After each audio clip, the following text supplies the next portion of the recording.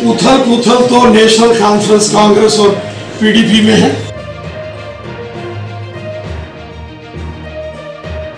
ये डूबते हुए जहाज है और इस डूबते हुए जहाज में जो बैठेगा वो डूबेगा।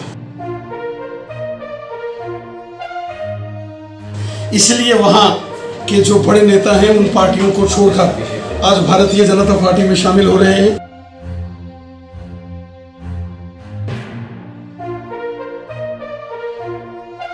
आज जम्मू हो या कश्मीर घाटी हो, हिंदू हो या मुसलमान हो, गुजर हो या बकरवाल हो या पहाड़ी हो, समाज का हर वर्ग आज भारतीय जनता पार्टी में शामिल हो रहा है।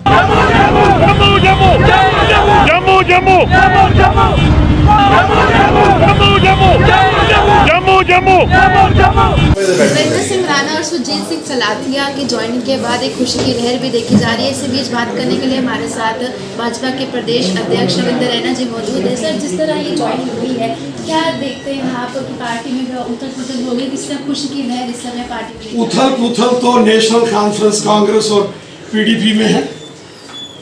नेशनल कॉन्फ्रेंस हो, कांग्रेस हो, पीडीपी हो, ये डूबते हुए जहाज है और इस डूबते हुए जहाज में जो बैठेगा वो डूबेगा।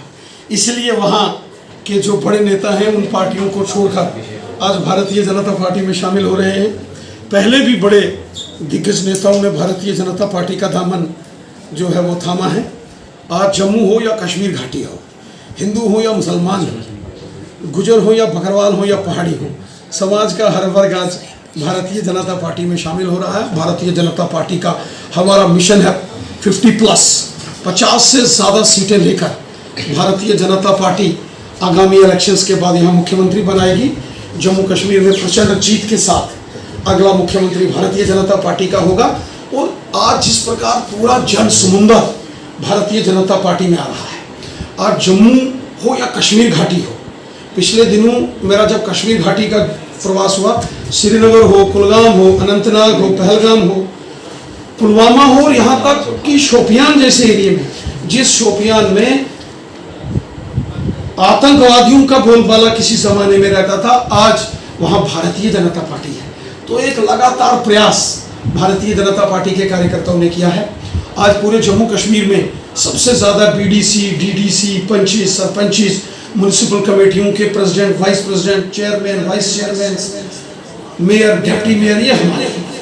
और मुझे पूरा विश्वास है कि जिस प्रकार नरेंद्र मोदी साहब ने जम्मू कश्मीर में विकास के काम किए हैं, समाज के हर वर्ग का काम है, गरीब, मजदूर, किसान, हिंदू, मुस्लिम, सिख, ईसाई, नौजवान, बुजुर्ग, बच्चे, हर वर्ग के लिए नरेंद्र मोदी साहब ने कार्य किया है। और ये उसी का परिणाम है कि चारों दिशाओं में आज भारतीय जनता पार्टी की जय जयकार है। कश्मीर की बात में लगातार सिविलियंस को टारगेट किया जा रहा है, सिलेक्टिवली किलिंग की जा रही है। आतंकवादियों के अंदर एक बौखलाहट है। पिछले एक हफ्ते में 13 से ऊपर उन आतंकवादियों को सेना ने, पुलिस ने मौत के घाट उतार दिया है, जो पिछले दिन जिन्होंने टारगेटेड किलिंग्स की थी। मक्खनलाल बिंद्रू जो कश्मीरी पंडित वहाँ रहते थे, उनकी हत्या के हत्यारे को मौत के घाट उतार दिया गया है। श्रीमती सतिंदर कौर जो प्रिंसिपल थी और उनके साथ टीचर दीपक मेहरा जी, उनके दोनों हत्यारों को मौत के घाट उतार दिया गया है।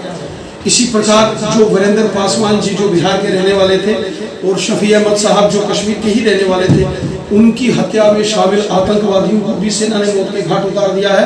सेना को खुली छूट दी है मोदी सरकार ने। और जिन लोगों ने कल रात को पुलवामा में और श्रीनगर में जो आतंकी हमला किया है वो भी नहीं बच पाएंगे, नंबर उनका भी लगेगा।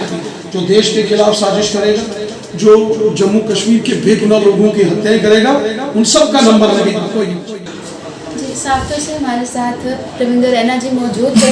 और देवेंद्र सिंह राणा, सुरजीत सिंह सलाथिया जी की ज्वाइनिंग के बाद भाजपा में भी खुशी की लहर है। एक परिवार है, जो परिवार बड़ा होता नजर आया है। वो साथ ही साथ उन्होंने एक और प्रश्न किया, जो कश्मीर में टारगेट किया जा रहा है सिविलियंस को, उन सिविलियंस के बारे में जिन्होंने वो मारा है, अब उनका भी समय आ चुका है। जल्द से जल्द उनको भी एक निशाना बनाकर उन्हें भी उसी तरह मौत के घाट उतारा जाएगा। देखते रहिए बाहु एक्सप्रेस।